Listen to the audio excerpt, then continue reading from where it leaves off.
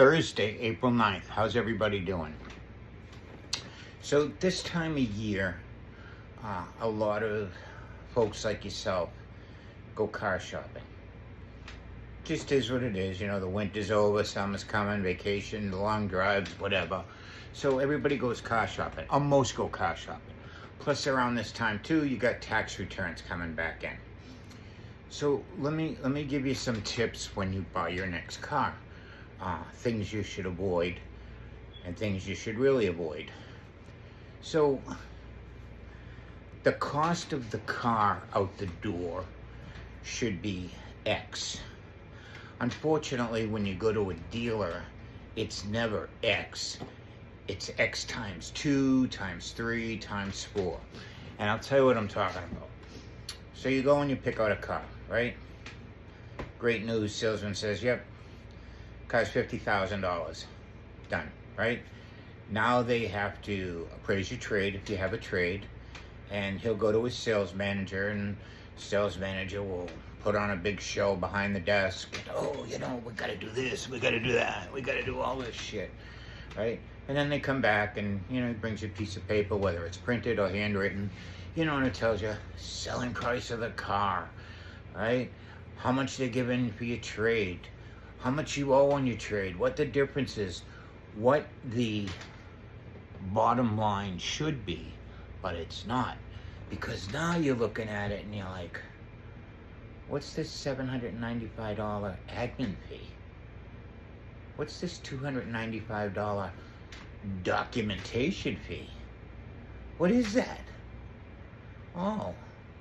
And then the salesman goes, oh yeah, well everybody pays it. Why? It's profit. It's pure profit for a dealer. Don't kid yourself. Don't let anybody tell you any different.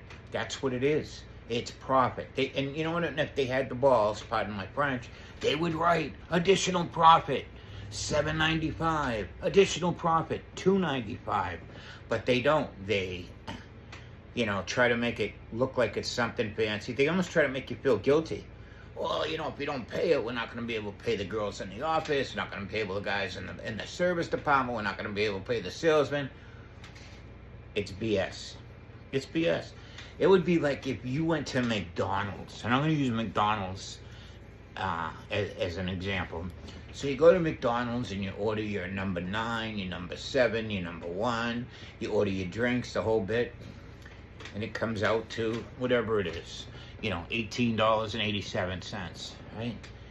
And then you go to pay it, and then it's all of a sudden, it's like, what's this? Labor fee? Yeah, everybody pays it. What do you mean? Well, somebody had to cook the food, somebody had to wrap the food, somebody had to bag the food, somebody had to bring the register, and now we're having a conversation. That's what it goes towards. Makes sense, right? It's BS. It's BS. Just because they tell you it's mandatory, it's not. It's not federally regulated. It's not state regulated. These are internal fees that businesses charge you. And it's most likely a car dealer, probably furniture dealer, maybe, but for the most part, it's car dealers.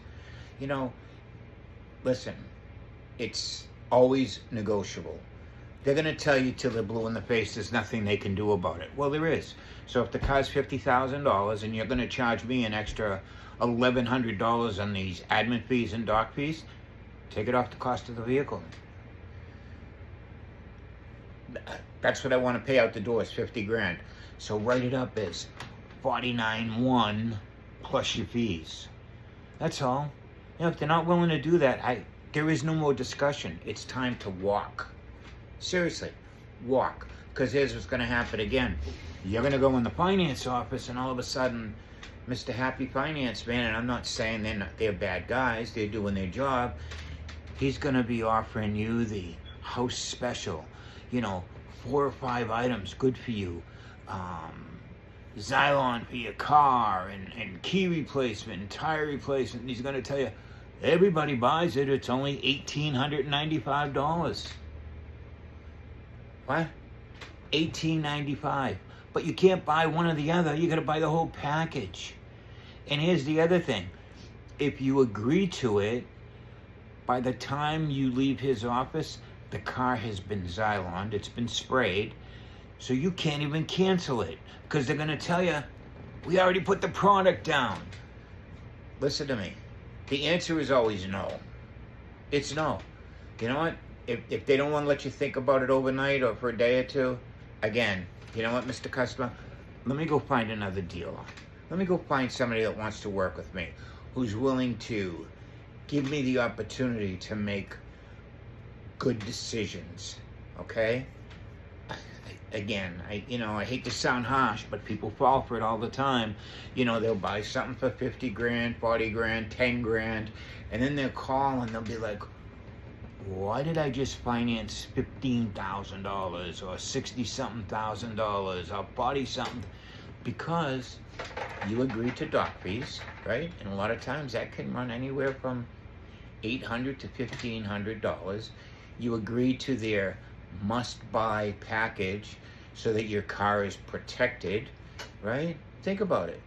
You bought a warranty, you bought gap insurance, and again, I'm not knocking gap and warranty because they are good items to have, but all the rest of this stuff, it's bullshit.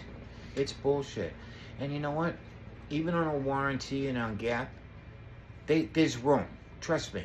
I think Gap, when I last worked, it was like $200, $295. You know, and they charge anywhere from $700 to $1,200 for a Gap policy. Warranties, good warranty on most domestics, most imports, not Heinleins, cost the dealer less than $2,000. It might be $1,800, it might be $1,700.